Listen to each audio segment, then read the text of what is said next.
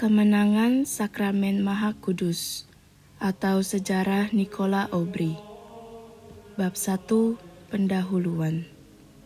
Diterjemahkan oleh Catholic Angelus Domini dari Triumph of the Blessed Sacrament or History of Nicolas Aubry oleh Reverend Michael Mueller, CSSR.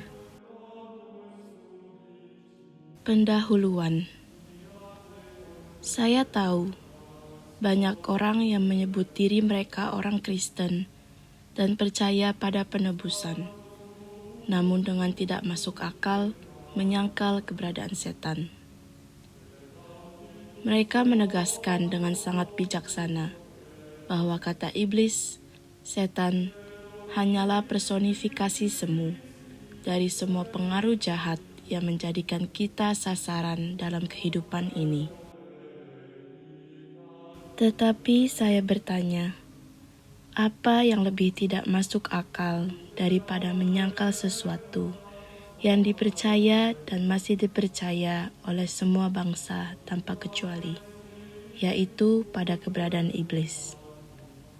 Adakah hal yang lebih tidak saleh selain melakukan yang telah ditegaskan dengan kata-kata sederhana di hampir setiap halaman kitab suci tentang keberadaan iblis?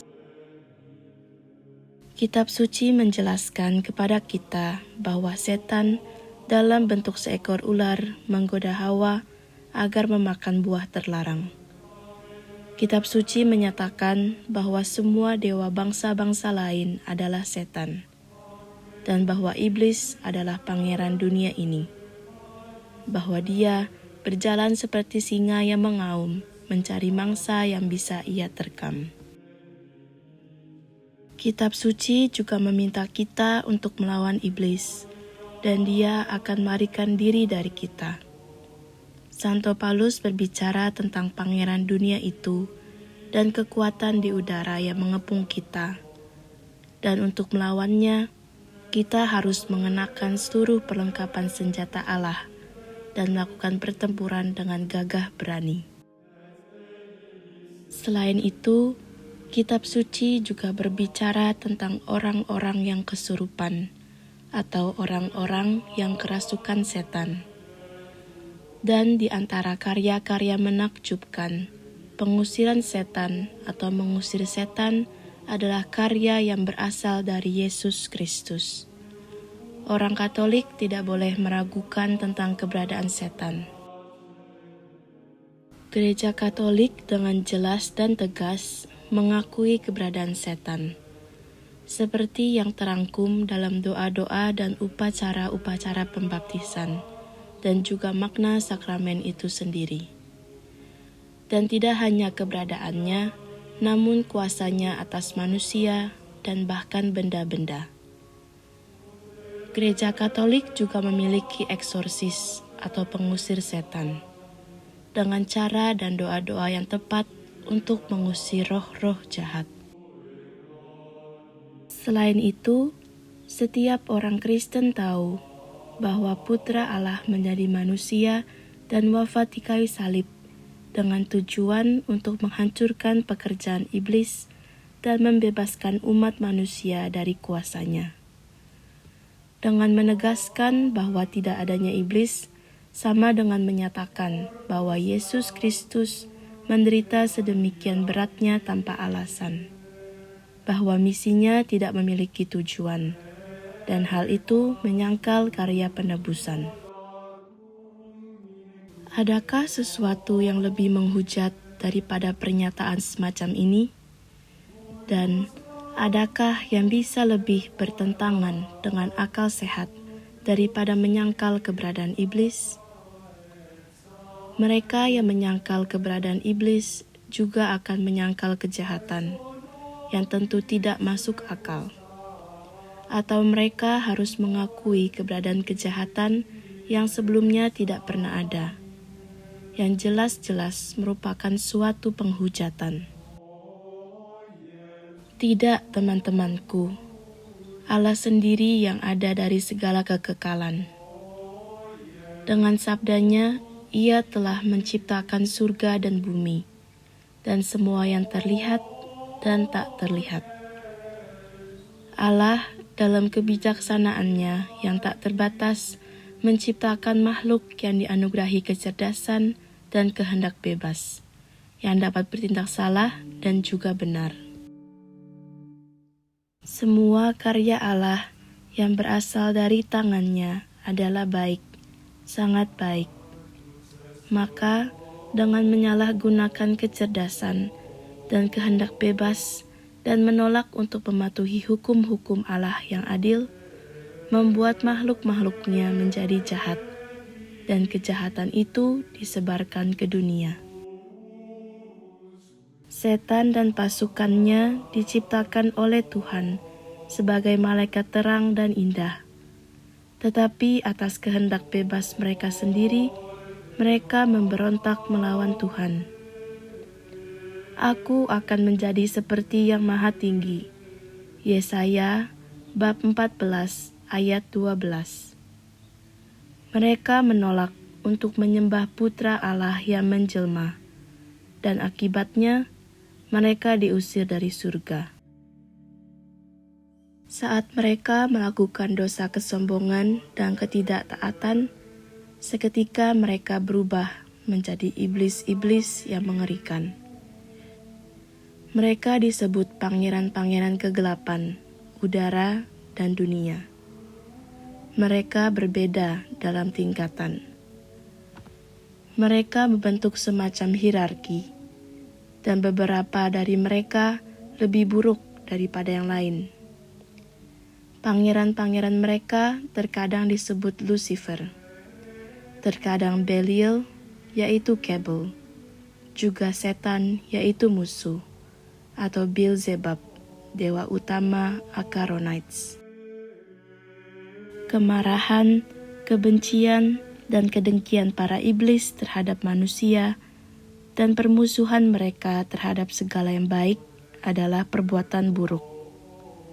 Setan, pemimpin roh-roh yang jatuh, melancarkan serangan-serangannya dengan berbagai bentuk, terkadang dengan kelicikan atau dengan jerat dan siasat, sebagai ular tua, terkadang dengan menyamar, mengubah dirinya menjadi malaikat terang, dan membawa aura kesalehan, terkadang dengan serangan terbuka dan kekerasan, seperti seekor singa yang mengaum. Dia mempelajari dan mengamati watak, sifat alami, kecenderungan, keutamaan, dan kejahatan setiap orang, untuk mencari tahu dan melancarkan serangan pada titik terlemah setiap orang. Kehalusan dan kekuatan alami iblis sangat luar biasa, seperti yang tampak dari kesempurnaan wujudnya, roh murni, dan dari contoh-contoh. Ketika Allah mengizinkan iblis mengerahkan kekuatannya dengan cara yang lebih dahsyat. Kitab suci memberitahu kita bahwa iblis-iblis mendorong babi itu masuk ke dalam danau, bahwa mereka membunuh 7 suami pertama Sarah, bahwa mereka telah membunuh tentara dalam 1 malam, seringkali mengganggu alam, dan mendatangkan badai yang melanda seluruh provinsi bagaikan teror, serta menghancurkan seluruh dunia. Apa yang tidak dilakukan setan terhadap Ayub yang kudus? Iblis membunuh ternak dan anak-anaknya.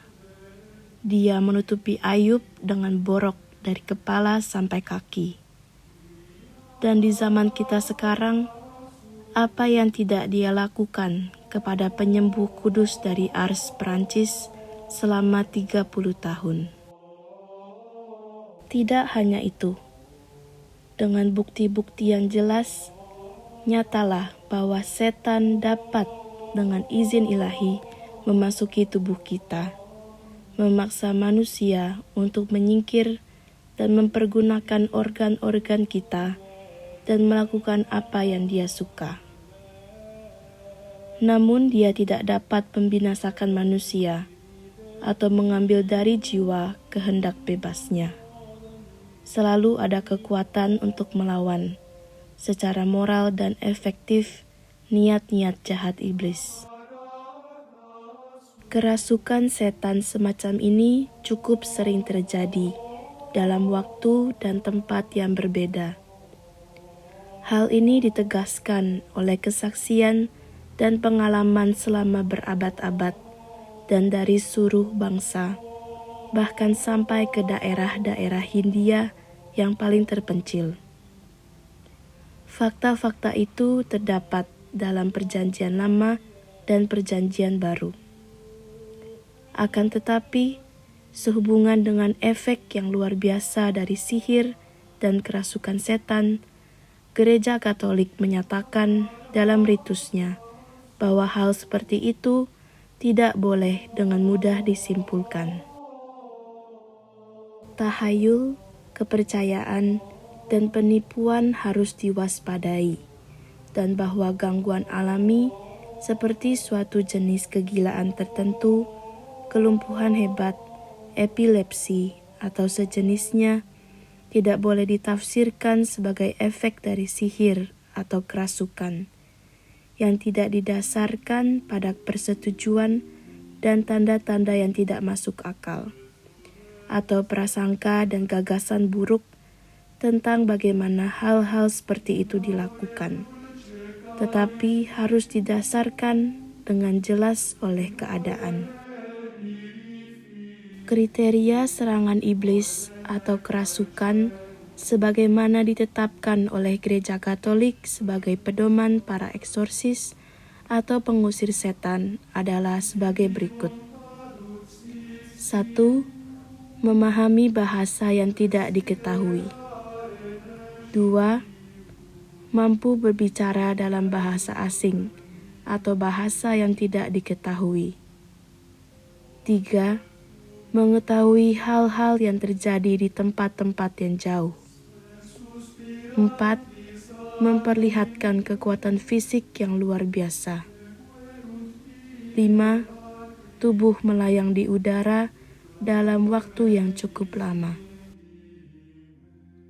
Meskipun setan dengan kedengkian dan kebencian yang berkobar-kobar berpikir untuk mengganggu kebahagiaan duniawi kita dan merencanakan kebinasaan kekal kita dengan tipu muslihat dan serangan terbuka, namun jelas bahwa ia dapat menggoda dan menyerang kita hanya sampai pada tingkat tertentu.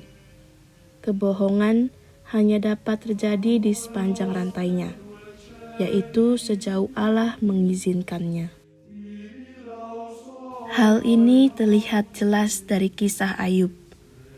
Sebelum setan dibelenggu atau kuasanya dibatasi oleh kemenangan Kristus, penyebaran terang sukacita dan pengaruh Injil ke seluruh dunia, kerajaan setan di dunia jauh lebih besar daripada saat itu.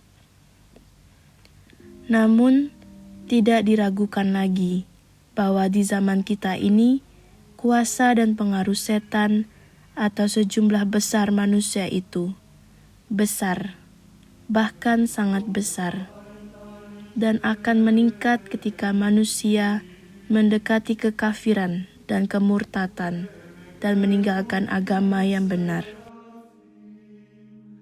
Gereja Katolik mengarahkan semua anak-anaknya untuk selalu setia berdoa dan waspada terhadap godaan serangan iblis, terhadap pengaruh jahat karena kebenciannya kepada manusia.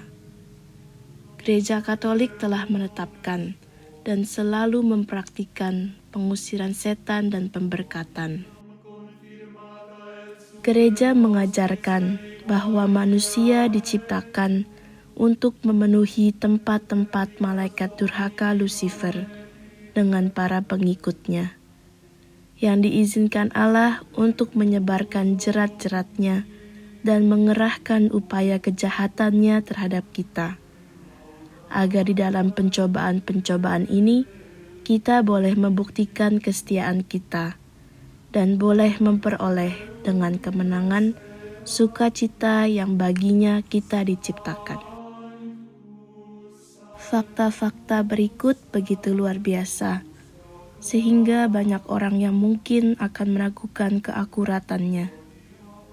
Oleh sebab itu, untuk menyingkirkan setiap sisa keraguan dari pikiranmu sebelumnya, saya hanya perlu menyebutkan bahwa saya memiliki terjemahan yang benar dari dokumen-dokumen asli yang memuat fakta-fakta ini. 1. Fakta-fakta ini telah disahkan dengan baik melalui catatan-catatan yang diterbitkan dalam bahasa Perancis, Italia, Spanyol, dan Jerman. 2. Fakta-fakta yang disebutkan oleh ahli-ahli sejarah yang paling terkenal saat itu. Di antaranya adalah Kardinal Baronius, tertulis tahun 1596. Jean Brand, tahun 1590. Profesor Bahasa Ibrani di Royal College di Perancis. Dan setelahnya, Uskup Agung X, salah satu yang paling terkenal di masanya. Fakta-fakta ini disebut oleh Bapak Del Rio S.J. dalam karyanya mengenai ilmu sihir. Fakta-fakta ini disebut oleh Dom Viard dalam kisahnya mengenai Santo Vincentius de Paulo. Francis Frontenac dalam karyanya Dictionnaire des Filles tahun 1680. Villette, doktor teologi, dan diakon Agung Lon dalam kisahnya mengenai Maria Bunda Lies. Florimond Itemon, seorang ahli sejarah Protestan, menulis catatan mengenai fakta-fakta ini. Ia hadir pada saat eksorsisme yang terakhir dan yang paling menakjubkan. Ia dan seluruh keluarganya menjadi Katolik setelah menyaksikan kejadian-kejadian luar biasa ini. Seorang pengacara Lon menulis mengenai fakta-fakta ini kepada salah satu sahabatnya di Paris. Gores menyebut fakta-fakta ini dalam karyanya Mystic Theology, volume 4, halaman 316. 3. Selain itu, fakta-fakta ini dibuktikan dengan monumen-monumen yang didirikan pada saat itu untuk memperingati kejadian yang luar biasa ini. Di Lon didirikan sebuah patung batu dan yayasan keagamaan, serta perayaan misa dan prosesi kusuk pada tanggal 8 Februari setiap tahunnya untuk memperingati keajaiban besar itu. Juga di Verviers, misa dan vesper dirayakan setiap Kamis panjang tahun untuk memperingati keajaiban ini. 4. Penjelasan tentang fakta-fakta ini telah diajukan ke Universitas Paris dan telah mendapatkan persetujuan penuh dari sana. 5.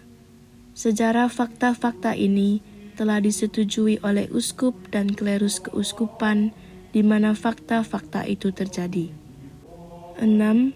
Catatan fakta-fakta ini telah dinyatakan asli oleh para ahli teolog ternama di Roma dan telah diperintahkan untuk dicetak dalam berbagai bahasa oleh Paus Pius V dan Gregorius ke-13. 7. Fakta-fakta menakjubkan ini disaksikan oleh 150.000 orang Protestan maupun Katolik. Setelah kata-kata pendahuluan ini, selanjutnya saya akan menunjukkan kepada kalian dengan fakta-fakta menakjubkan yang tercatat dalam sejarah Nicolas Aubry. Laudetur et adoretur in aeternum sanctissimum sacramentum. Sembah dan pujian selama-lamanya bagi sakramen Maha Kudus.